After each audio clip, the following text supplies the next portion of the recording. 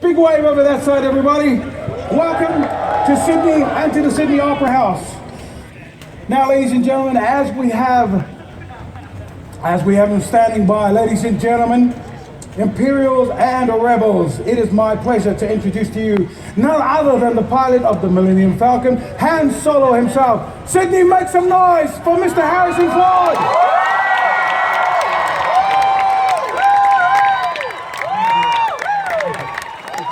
How are you, sir? Well, thanks. Would you like a seat, sir? I don't know, I feel like I should be standing. Well, if you would like to stand, then please do so.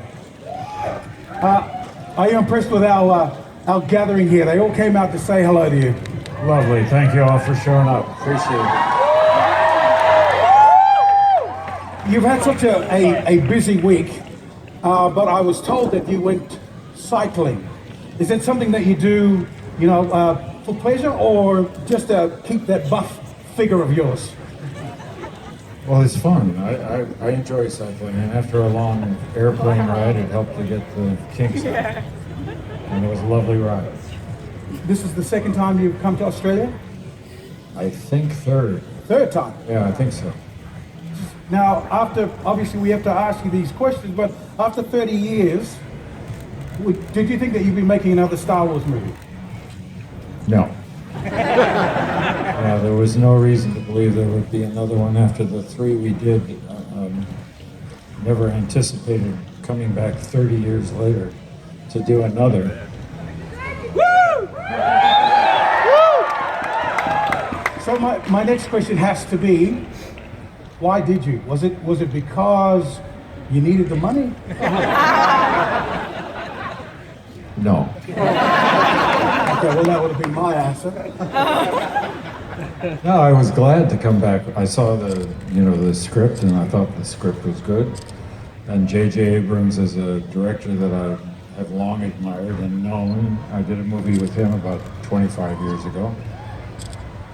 And I was convinced that there was an audience for it. Yeah! Woo!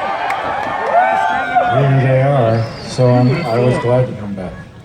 Are you amazed that you can go anywhere in this world and say Star Wars and people know what it is and who's in it?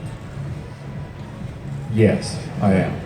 It's fantastic. I mean, it has sort of transcended national borders and cultures, and I'm gratified for that. It is a universal kind of story. Now, your character seems to be locked in time. I mean, everybody loves Han Solo. What do you think the appeal has been over these many years?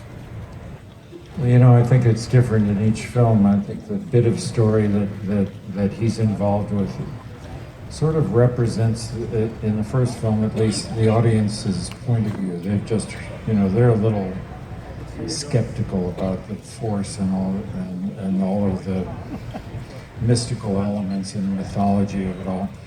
And Han Solo, I think, represents the audience's distance from all that until they see it develop and play out. And as you might notice from the trailers, in the passage of 30 years, Han Solo has come to understand something more about the nature of the Force than he did in the first film.